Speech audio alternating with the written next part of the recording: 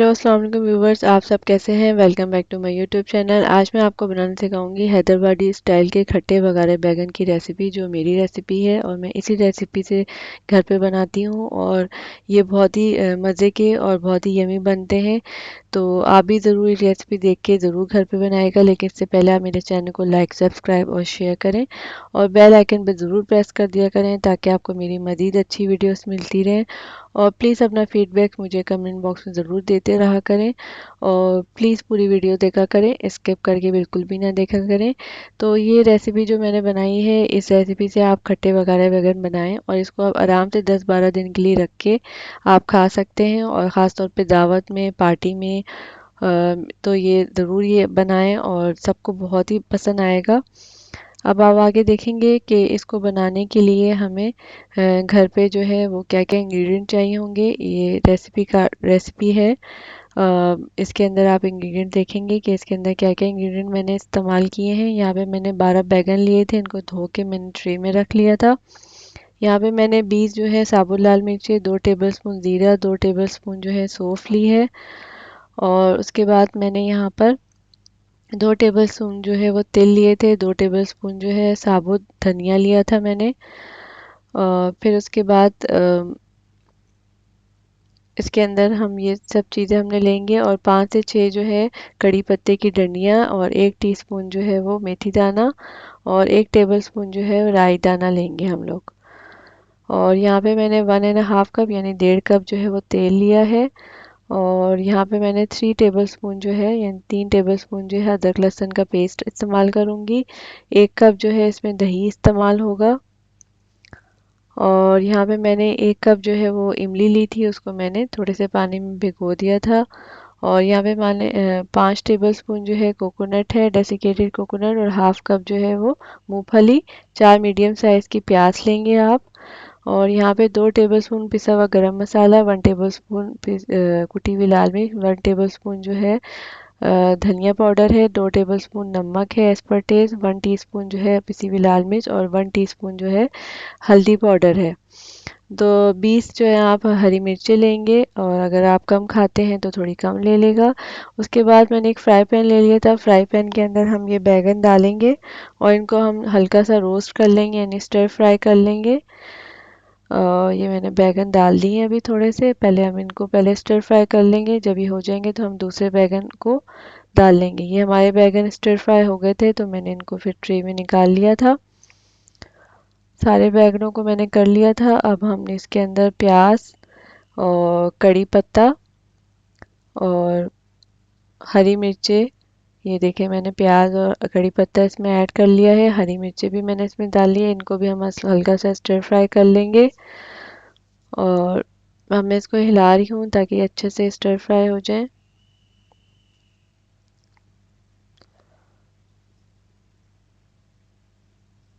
और ये देखें हल्का सा जो है वो स्टर फ्राई होना शुरू हो गए हैं। तो बस अब ये प्याज भी हमारी हो गई थी, इसको भी मैं दोबारा से प्लेट में निकाल लूँगी, क्योंकि हमारे ये अच्छे से स्टर फ्राई हो गए हैं। तो फिर मैंने इसको प्लेट में निकाल लिया था।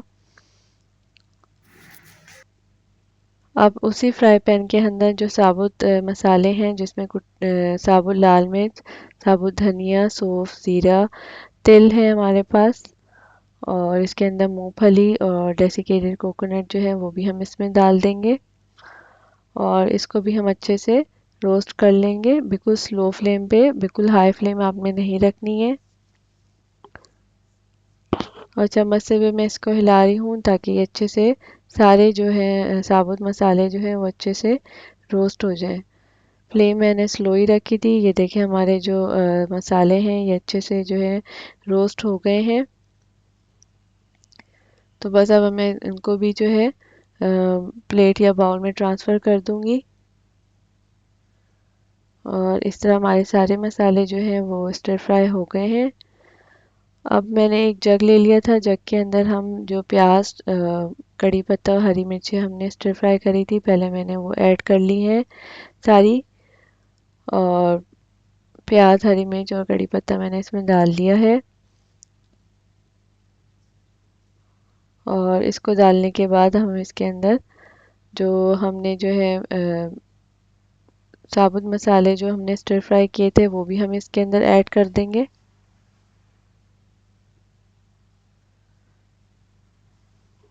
یہ دیکھیں ثابت مسالے سارے میں نے اس میں ڈال لیے ہیں.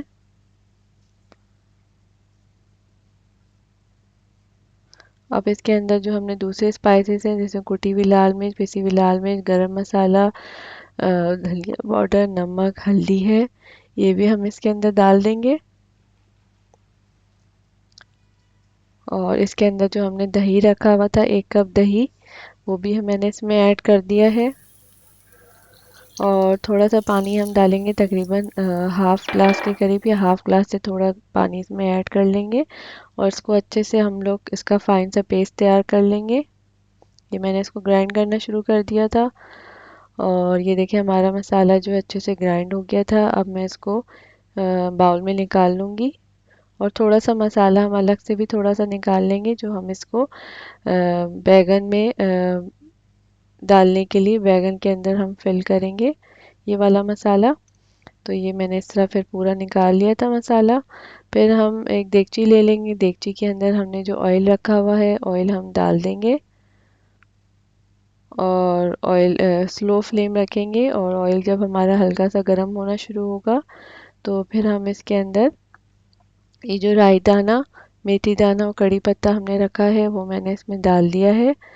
اور اب تھوڑا سا اس کو پکا لیں گے تیل کے اندر. جب یہ ہلکا سا پکنا شروع ہوں گے تو اس کے اندر ہم ادرک لہسن کا پیسٹ ایڈ کر دیں گے. ادرک لہسن کا پیسٹ میں نے اس میں ایڈ کر دیا ہے. اور اس کو جلدی جلدی چمچ سے ہلائیں گے تاکہ ادرک لہسن کا پیسٹ جو ہے وہ اچھے سے اس کے اندر پک جائے اور اس کا کچا پن بھی ختم ہو جائے. اور یہ دیکھیں اچھے سے یہ پکنا شروع ہو گیا ہے. اور اس کو میں ہلاتی رہوں گی چمچ سے تاکہ جو ہے مسالہ بالکل جلے بھی نہ اور اچھے سے جو ہے اس کے اندر تیل میں فرائی بھی ہو جائے. تو بس اب یہ ہلکا سا ادرک لہسن کا کلر چینج ہو گیا تھا تو ہم نے جو مسالہ جو گرائنڈر مشین میں ہم نے پیسا تھا وہ ہم اس کے اندر ایڈ کر دیں گے. اور اب دوبارہ سے ہم اس کو اچھے سے چمچ سے ہلائیں گے تاکہ مسالہ جو ہے وہ آئل میں اور اس کے اندر اچھے سے مکس ہو جائے. اور ایک بات کا دھیان رکھے گا کہ فلیم آپ نے بالکل سلو ہی رکھنی ہے. بالکل ہائی فلیم پہ آپ بالکل نہیں بنائے گا ورنہ مسالہ جل بھی جائے گا اور اس کا ٹیسٹ بھی ویسا نہیں آئے گا. یہ دیکھیں مسالہ جو ہے پکنا شروع ہو گیا ہے اور اس نے اپنا پانی خود چھوڑا تھا. میں نے پانی اس میں بالکل بھی ایڈ نہیں کیا تھا. اب یہ جو مسالہ ہم نے تھوڑا سا نکال کے رکھا تھا اب یہ ہم دیکھے گا آپ کہ میں نے کس طرح جو ہے بیگن میں جو ہے اس کو بھرا تھا. اور یہاں پہ میں نے ایک بیگن لے لیا ہے. بیگن لے لیا تھا میں نے اور بیگن کو اب ہم اوپر سے کاٹ لیں گے. پہلے اس طرح کاٹیں گے پھر دوسری سائڈ سے ہم اس کو کٹ کر لیں گے. یہ دیکھیں میں نے اس کو کٹ کر لیا ہے. اب ہم اس کو ہلکا سا بیچ میں سے کھولیں گے اور اس کے اندر جو ہم نے مسالہ جو ہم نے باؤل میں نکال کے رکھا تھا یہی مسالہ ہم اس کے اندر اچھے سے بھر دیں گے.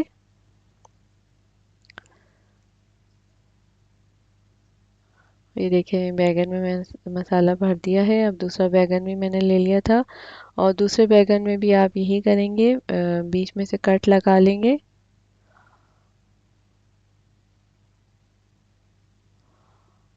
اور یہ دیکھیں میں نے اس میں کٹ لگا لیا تھا. اب میں اس کے اندر بھی جو ہے بیگن کا جو مسالہ ہے ہم نے نکال کے رکھا ہے وہ میں اس میں اچھے سے بھر دوں گی.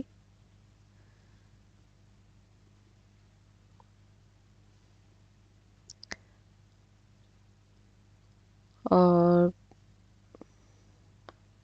باقی کے بیگن بھی میں نے لے لیے تھے ان کو بھی میں نے بیچ میں سے اسی طرح کٹ کر لیا تھا.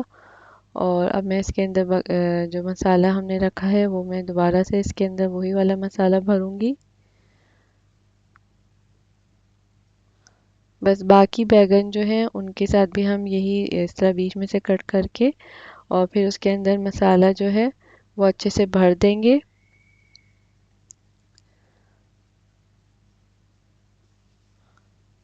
اور یہ دیکھیں اس میں بھی میں نے مسالہ بھر دیا ہے.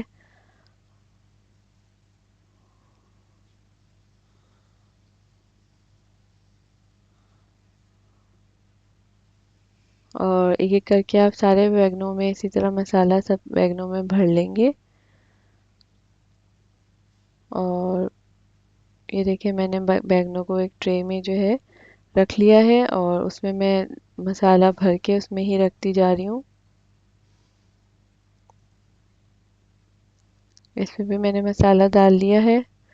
تو بس اسی طرح آپ سارے بیگنوں میں مسالہ اچھے سے بھر لیں گے اور اس کو ٹرے میں رکھ لیں گے. تو اب آپ دیکھیں گے کہ جو مسالہ جو ہے ہمارا کتنا پک گیا ہے. اور یہ بیگن بھی ہمارے جو ہے ہم نے سب مسالے جو ہے اچھے سے بیگن میں بھر لیے تھے.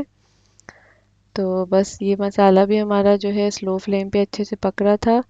تو بس ہم اب ڈھکنا ہٹائیں گے اور یہ جو بیگن جو ہم نے بھر کے رکھا ہے مسالے میں یہ ہم اس کے اندر ایڈ کر لیں گے. دیکھیں مسالہ ہمارا اچھے سے پکنا شروع ہو گیا تھا اور آئل بھی ہلکا ہلکا سا اوپر آ گیا ہے. اس کا مطلب ہے کہ مسالہ بہت اچھے سے پک رہا ہے. اب اس بیگن جو ہم نے بھرے تھے مسالے والے وہ سارے ہم ایک ایک کر کے اس کے اندر رکھ دیں گے. یہ دیکھیں میں نے باقی کے بیگن بھی رکھ دی ہیں اس کے اندر.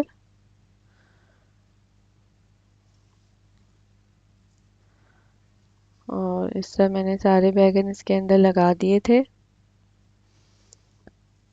اور فلیم آپ بالکل سلو ہی رکھیں گے. اب میں نے تھوڑا سا دیر کے لیے اس کا ڈھکنا بند کر دیا تھا اس کے لڈ کو. اور یہ دیکھیں اب میں اس کے اندر املی کا پانی جو ہم نے املی سوک کر کے رکھی تھی بھگو کے رکھی تھی پانی میں اب املی کے جو بیج ہے میں نے نکال لیے تھے اور اس کا جو پانی ہے میں نے اس میں ایڈ کر لیا تھا.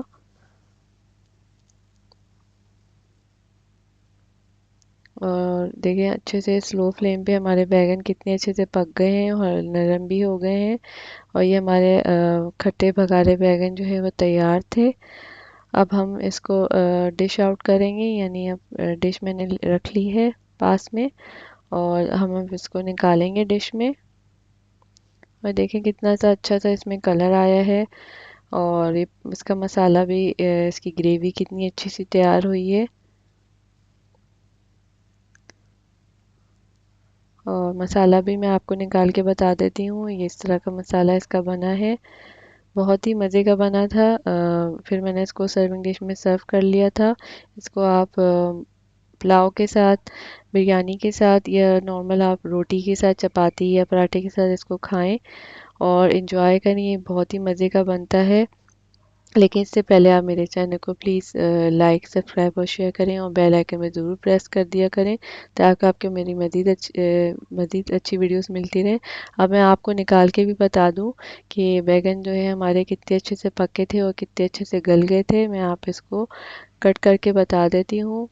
اور یہ دیکھیں کتنے اچھے سے بنے ہیں اور اس میں مسالہ بھی کتنا اچھا سا جو ہے وہ بھرا تھا. آپ بھی ضروری ریسپی سے گھر پہ بنائے گا اور سب کو کھلائے گا. Thanks for watching my channel.